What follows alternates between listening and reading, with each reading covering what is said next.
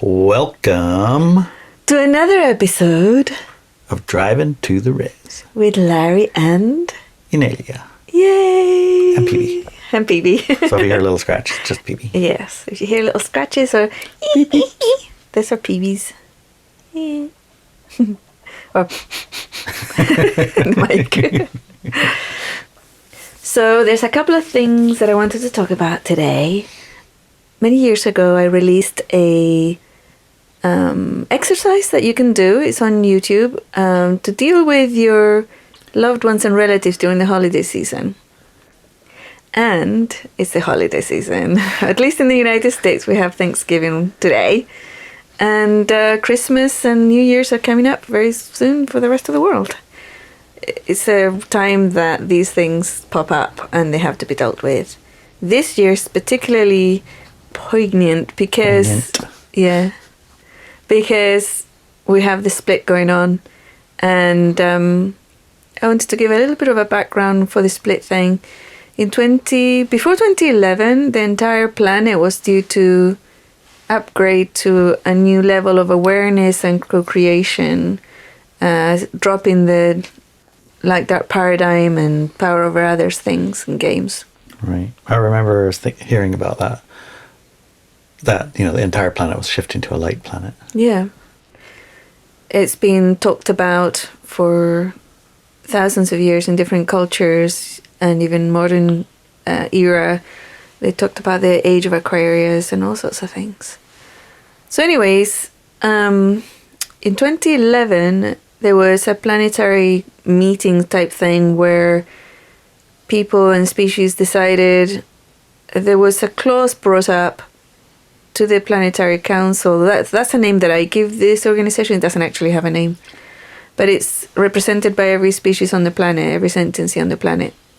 Yeah, I know. When I first heard you talk about that, I kept thinking about this long table with a whole bunch of different aliens sitting at it. Yeah. No, it's Earth and doesn't have a name, and it's represented by every species here on Earth. So there's no table? There's no table, although you could imagine a table, I suppose.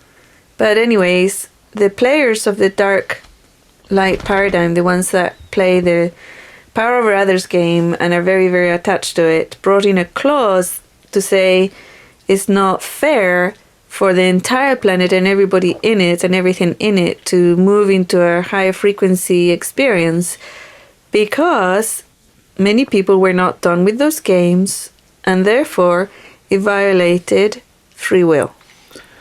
Right. When I remember when I heard you talking about that, I was thinking, well, it doesn't seem fair that the low frequency game, players, the ones that are torturing kids or whatever they do, having power over each other and forcing people to do things. I don't know, dark games. It didn't seem fair that they would be the ones that would put the kibosh to everything. I know, right? But they brought the clause up. However, what shocked me at the time, seriously shocked me at the time, was the fact that the vote was carried through by lightworkers. What? Yeah. Lightworkers? Yeah.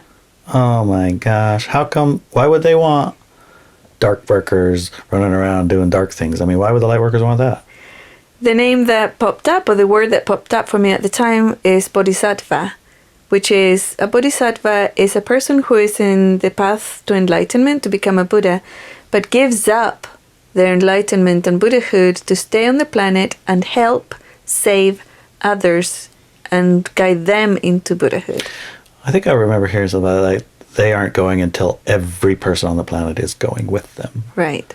However, and here's the clincher, for them to decide to stay in a light-dark paradigm so they can finish their journey of saving others so they can reach Buddhahood means they need victims for them to save. Don't they believe they're going to save everybody eventually? I mean, isn't that the whole idea? Well, it's a clause, so people make decisions from their belief systems and programs when they're not awake. And it shocked me, and also people who were really deeply into healing had a fear of being jobless, right? So they needed sick people who needed their healing or their energy or whatever's. Codependent light workers, people who need to be needed, and that's the purpose of their life is service to others, needs people to service. Right. I mean, there's no point in being a healer if there's nobody that's sick. Precisely.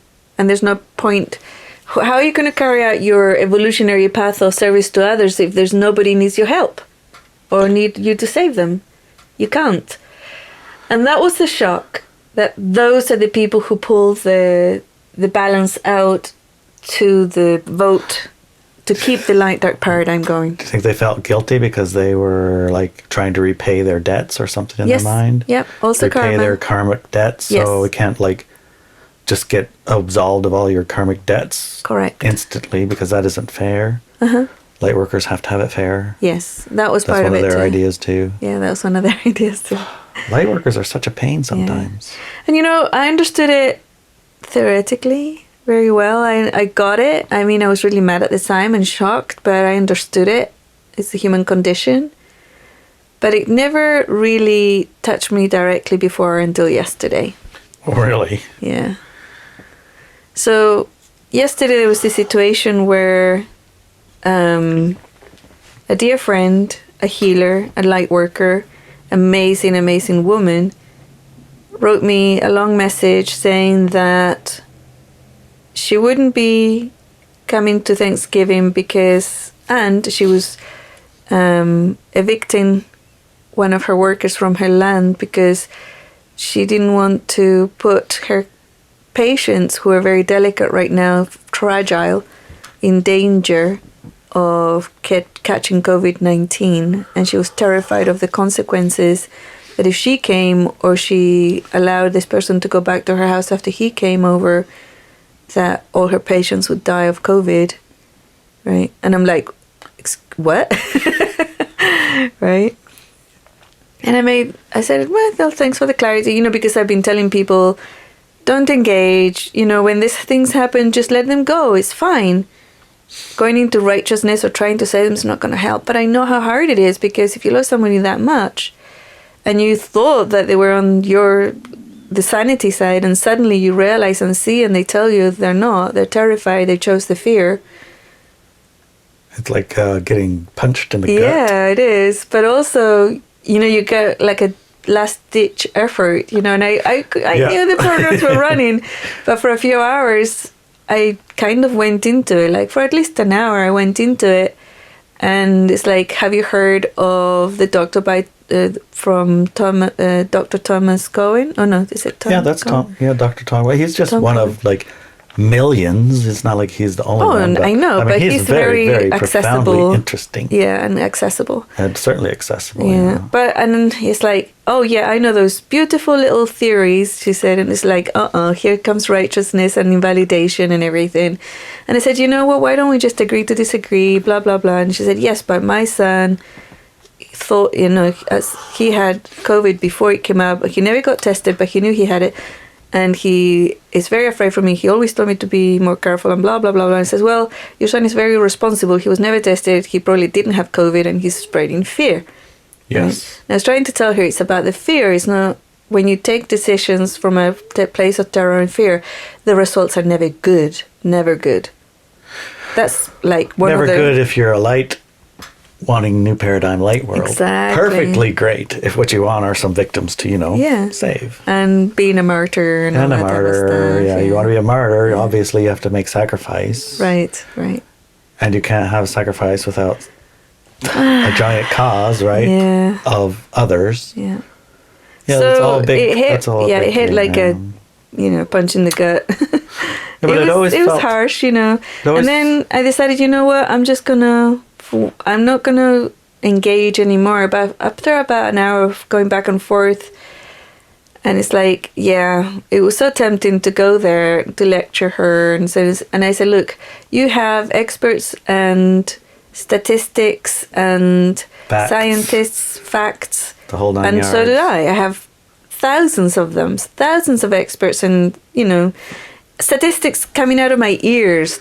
But it's called what's it called? That bias. Confirmation bias. It's not exactly confirmation bias. From that perspective, from the argument perspective, righteousness perspective, that's what it is. But deeply, like, I know that this is all BS on the planet. And I know it's about fear. And what upset me most was that she fell for the fear. She's infected with fear. Insidious. She actually used the word terrified. Right? Yeah. She's terrified. I heard that from our council. They're terrified also, yeah. So the word terrified, you know? And in our boatyard, the boatyard work, or the boatyard businesses in the boatyard there, they're terrified. They actually literally run at you and shove you out the door if you don't follow their rules. Exactly, precisely. They close the door and say, we're closed, don't come here. Yeah. We're terrified of you. Yeah. Yeah. So, and I do know that one of the rules of engagement is if you make decisions out of fear, it's not going to be a good result. It's not going to be a high frequency result. Yeah, it's important to differentiate. Distinguish. But like you know, in our preference of reality is a high frequency reality. Mm-hmm. That doesn't mean everyone's preference is a high frequency reality. No. Obviously, we're talking to high frequency people. Oh, yeah. And if your chosen reality is a high frequency reality, then making decisions out of fear, not going to bring you to a high frequency space. Mm-hmm. So you got to process your fear and then make your decision. Yeah. And so fear shouldn't enter into the equation, right? Right. But when you meet your family and friends and they're in terrified fear mode, they're in fight or flight. Yeah. They're in... You can see the terror in their eyes. The terror and the insidious infection has gotten them. Yeah. What do you do? You have to step away. I blocked her so I wouldn't continue engaging. And I waited a few hours. Obviously, after about 5 or 6 hours, I was out of that desire to engage in righteousness or just to... It is, you know, just an engagement in righteousness. And I unblocked her, of course, because she's my friend and I love her deeply. And forever, it's unconditional, so I doubt very much whether I'll have any more contact with her ever again. But it's one of those decisions, you know. I will not engage with you at this level. If you're ready to meet me at my frequency level out of that fear paradigm, I'm here. And incidentally, engaging with you amplifies everything. Amplifies things, so it doesn't. It's the most considerate thing that you can do. The most compassionate thing, right? Mm-hmm. Yeah. Because things don't go well.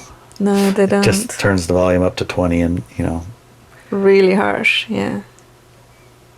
Yeah. Well, I guess the time for choices is theirs and ours and everyone's to make. And, you know, if you want to choose I want to go save these people from their error of their ways, then you've just chosen the error of their ways. Yeah. Right?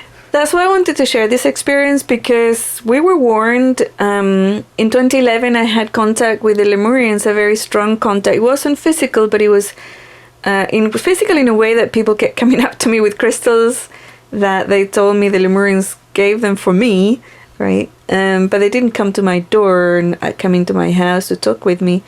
And I could hear them, like the experiential telepathy, very strongly. And they warned me. They said, this is going to be really, really painful. When the split happens, it's going to be very painful. And at the time when the energetic splits happened on the planet in 2011, it was literally like my physical body was being ripped apart in two, because to me, I am the human collective. I haven't stepped out of into the division. You know, I am the human collective, just like we all are the human collective. To me, it's a very real, visceral, it's physical for me. So when the human collective split energetically at that time, everybody had a choice to make in that moment. To me, it was a physical pain. It was extreme. It was horrible. It was like a nightmare. It lasted for about a week, and then it faded away. And now I can see the pain that comes in at a mental level, or even most strongly at an emotional level, and it does hit the physical body, obviously, too.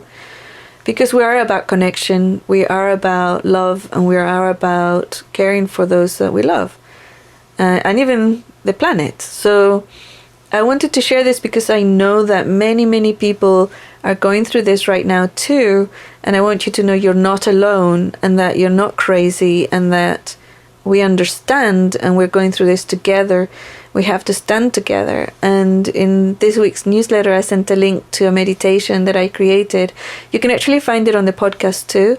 And it's about releasing the negativity from yourself, right? For the collective negativity. So there are tools. I've been creating these tools for years now. And, I'm telling people about this period for many years. For many years. And many other people have been telling you about this time coming for many, many years. Yeah. And all of the things that they talked about, they're happening. Mm-hmm. You can see them. You can see them clearly. And you can see how they delineate your two realities. They're so completely and totally different. They are very different. And they're getting further and further apart. They are. And the facts for both realities are facts. They are actually true. Yes. And it's irrefutable from either side. Your facts are correct. Yeah. And I've seen that, to me, they're psychotic breakdown. It's a psychotic breakdown of society. It's like madness. And I know that that's the way what they see us too. They see us as mad and nuts. Maniacs. Maniacs. What are you, idiots? Probably. Yeah. Can't you see? Here's the facts. I just saw the facts. It came from all the scientists. Don't you trust science anymore? Yeah. Science is just science. Yeah. Well, both sides have the same science, and both sides of science are factually true for each reality, and you can argue until your face is blue. Yeah. But you got two realities, so you have two truths. And sorry. It's really interesting because my brother is also a masker, and he's gone for the fear. And he said, I know first responders and people who work in hospitals, and there was one person who died in a hospital of my brother's in-laws, whatever cousin works there, and they saw that. It's like one person, okay? And it's like they all have that response. It's like, oh, I know first responders and their experience and blah, blah, blah, blah, blah. And it's not real. It's not. I know, and I've heard from so many first responders, and we have law enforcement in our family, and we have just, are they people dying and falling in the street dead? No, they're not, right? Plus, it's nothing to do with a virus. It's something environmental.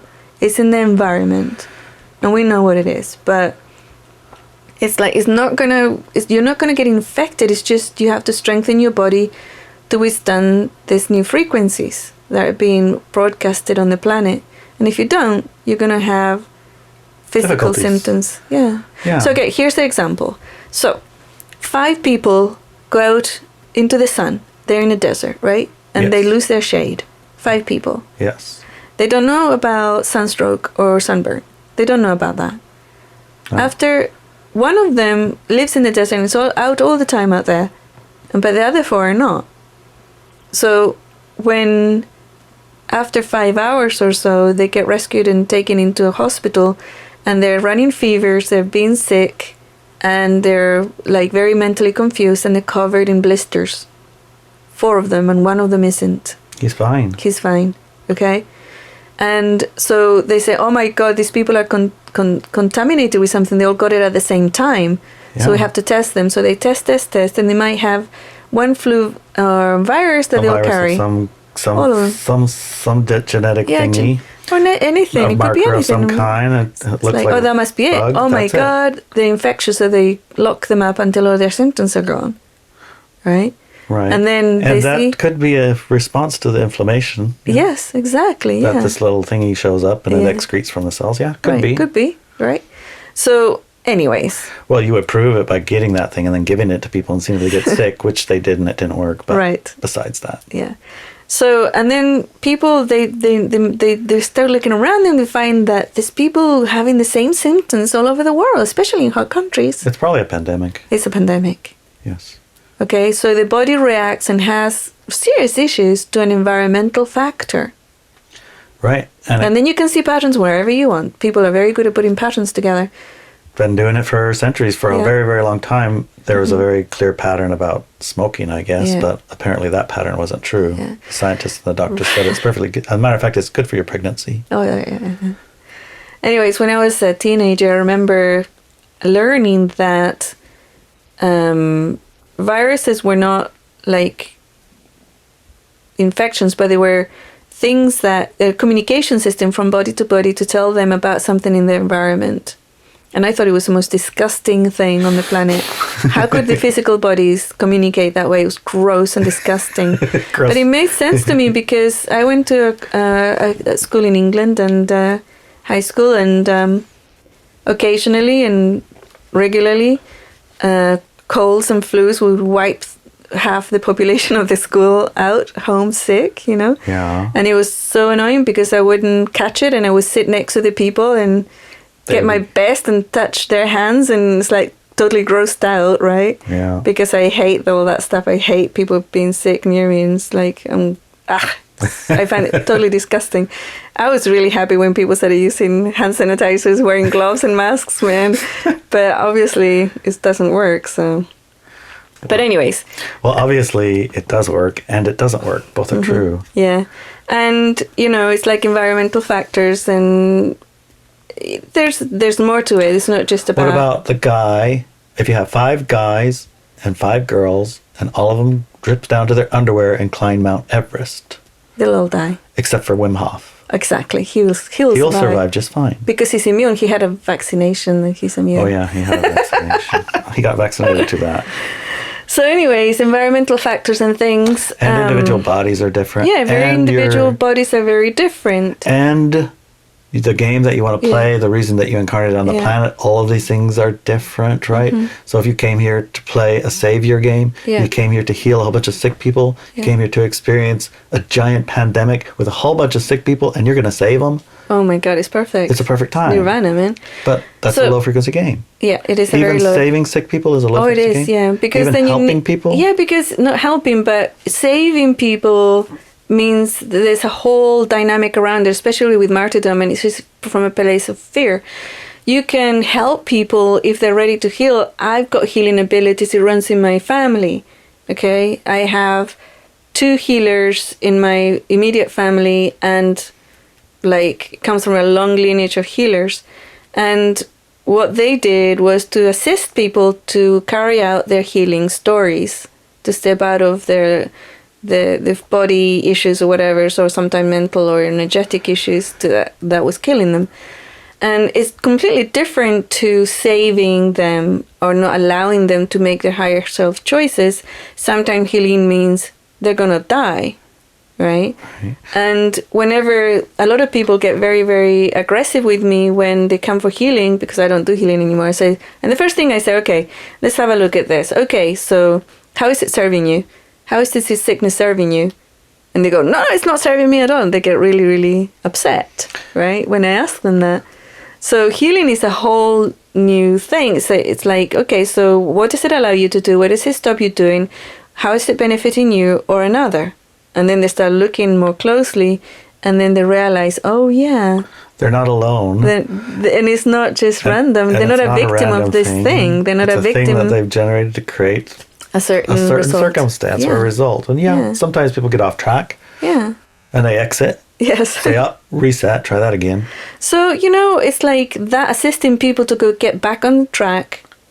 That's what I call healing. And I call helping another person. Supporting. Yeah. But if you have an idea in your head as a healer and you're going to use and sacrifice everything in your life to get make people them not die or to not get them whatever. Yeah. Then that's not healing. That's just codependency. Right. So there's the difference between helping, being a savior, supporting a person in healing story, concluding their story, whatever that story might be. It might be, okay, I've got this thing, I want support as I exit. Right. Okay, I have this thing and I want support to get rid of it. While I go through it. I have this thing and I would like support while I live with it. While I live with it for the rest of my life. That's a support.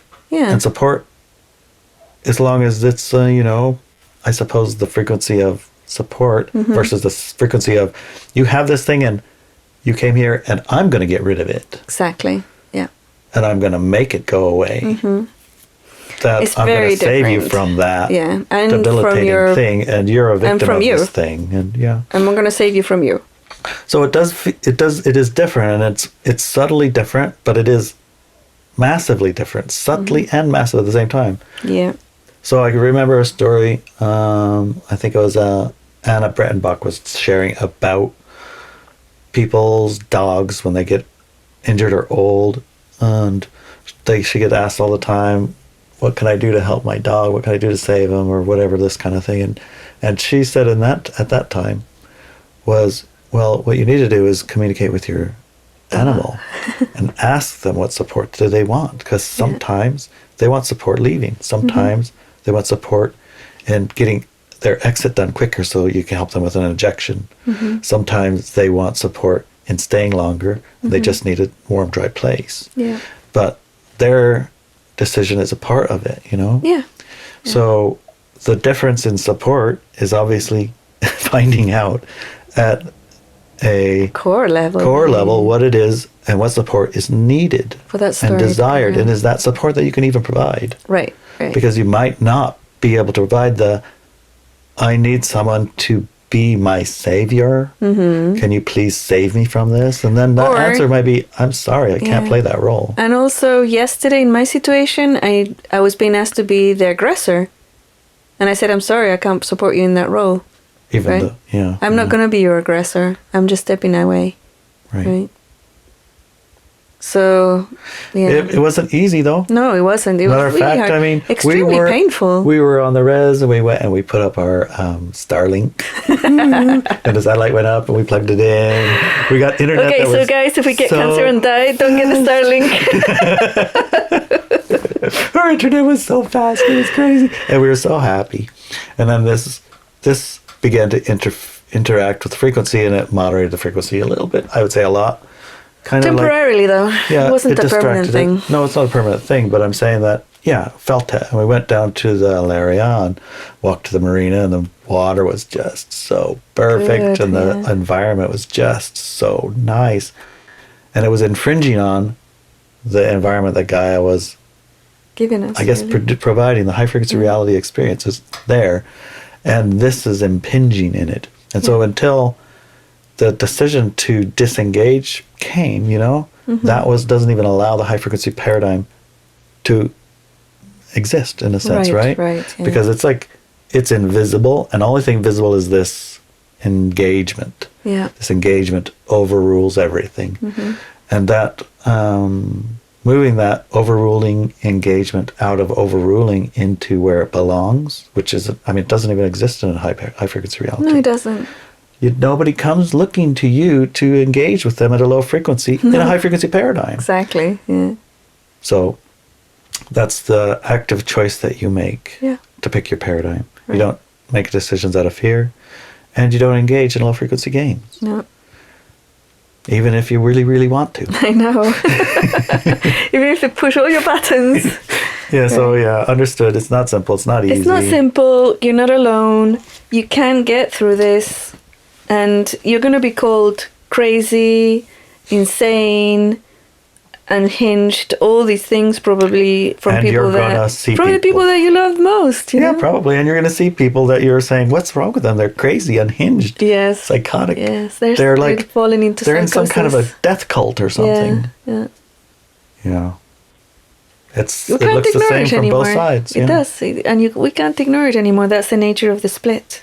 That's the nature of the split. Yeah. So, that's why I wanted to share that today.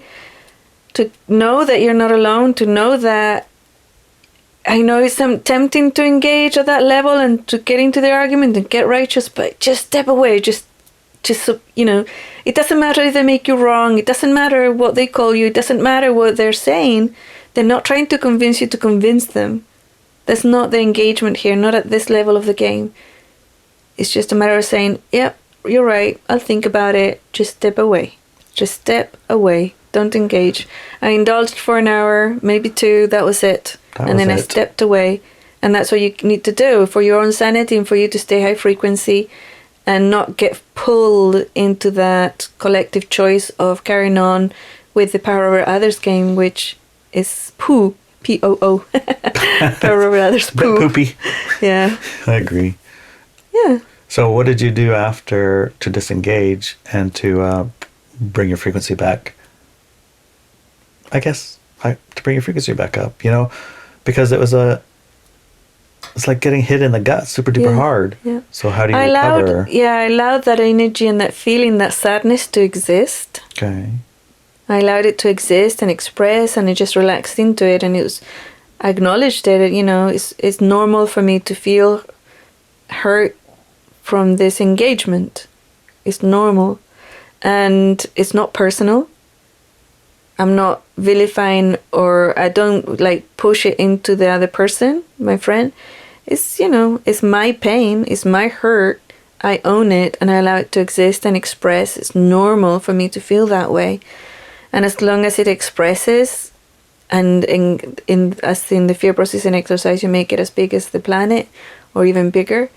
And then you ask it to give it images or any kind of communication. I mean, I've explained the fear processing exercise so many times. And then it just started leaving. And sometimes, when you get a big pain like that, a big hurt like that, you allow time to heal. It's like if you break your arm, it's not going to heal overnight. But you have to allow it time to heal.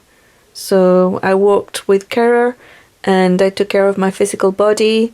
I did fun things in the evening. You petted your puppy. Yeah, puppy petting, and played one of my computer games, and I read a good book, and it's good. I knitted. Did fun things, and Just allow it to express. So basically, when you say fear processing exercise, it applies to these low frequency emotions, I guess would you call them low frequency emotions, or just well, here's the thing: emotions or painful emotions, or painful for seeing your mate, your friend, fall into fear.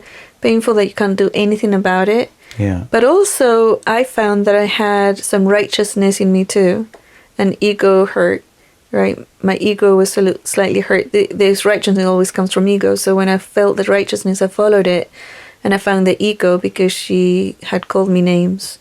Right. Oh, yeah. And my ego got hurt. I wanted her to know that I was wonderful, and I wanted her to love me and follow my advice. And trust you. Yeah, but that didn't happen, so my ego got hurt. So that had to be processed too. Okay. Allow the righteousness to exist, allow the ego hurt to exist and express, and then it was over and it was good. Okay, that's good to know. So, on another note, although, it's one of those crazy worlds. I mean, it's good, not good, bad, not bad, funny, not funny. It's hilarious in a way. So, on the one hand, it's illegal or mandated or whatever.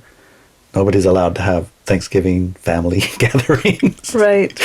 Which, I mean, if you think about it's insanely appropriate that you don't have to engage with your low frequency family members because you can't go. Yeah, you can't have them around or go to their houses anymore. It's amazing, isn't it? It's just incredible. So I guess you don't have to do that. How to deal with your low frequency family members at Thanksgiving and Christmas dinners and events because they don't have them. And if you're breaking the rule. It does engage in the fact that, some people might say stay away, or I'm not coming to see you because I don't want to infect you. Right. That type of thing is going to affect you, right? And but if you're a rule breaker and you're gathering anyway and you invite people who won't come because they're afraid. Then what? That's the funny thing is dealing with low frequency engagements generally happens at these family gathering type things because there's booze and there's open doors and there's all different frequencies in your family and your cousins, your uncles, your aunties. Yeah. They're not all on the same level or game or awareness or any. They don't even come to maybe the dinner for the same reason you're coming for. Everyone has different reasons, right? Mm-hmm. What do you call her? Why? Why are you here? Yeah, why are you here? I'm obligated to be here. Why are you here? Because I love all of my family. Why are you here? Because if I don't, my mom will get mad at me. Because if I don't, my grandma will be upset. Because my grandma's going to die. Because my uncle's the last time I might see him. Because there's tons and tons of whys why everybody went. Yeah. But how many of them is we're having this because of a high frequency paradigm choice? Right. those are the ones you want to have at your high frequency paradigm place. And the Yes. ones that you want to have a Okay. little drama and have a little bit of wildness and a little bit of, They'll drop away. yeah, those ones probably aren't coming. Yeah. And those ones, I guess, maybe not even having a dinner, Yeah. except for in their own. They were little going house. to martyr themselves and not have a Oh, dinner. that's right. They'll Yeah. martyr themselves and not have anybody over Yeah. because they've got to save their life. Right. Yeah. Because they'll probably die if they say hi to you today. Yes, yes. Yesterday, no big deal. You know, last week it was fine. Yeah. Last month, except for in church, but in Walmart, okay. Tomorrow or Thanksgiving, you know, forget it. It's over, man. Yes. Got it. Okay. But I do think it's quite funny if you think about it, in a sense, that the reality, the world supports you even I know. in ways it's that are annoying. a little bit tricky. It's like no Because it's a family dinner co-creation. invitation. Because it's a co-creation, that's why Yeah. there's less pollution on the planet now. And less people using cars and And less toilet paper. Yes. Why does that help? what the hell with the toilet paper? My God, yeah. How is that better? I don't know. I guess we're not supposed to use toilet paper. Don't- We should graduate to bidets or something. Yeah, we should graduate to stop using paper to wipe our asses because papers are wood and wood comes from forests and forests we're cutting down to have toilet paper. So there, Okay, so figure it out, man. we're gonna You have to figure out a high frequency solution to this to issue. clean your butt. Oh, that's what we come to. Yes, this is what I we've think got. that I've come up to the answer. Oh yeah, If you eat the sun, you don't go poo. You don't sun need gazing toilet for paper. everybody. No turkey for you this year. Well, we're not starting today. Isn't it weird? We got 2 free turkeys this year. It's so bizarre. No, that's not weird because we were doing an instant manifestation we were. workshop. Yeah. And in instant manifestation, well, in any workshop that I've ever done or had with you, as soon as the decision is made to begin, it The starts. workshop starts. Yeah.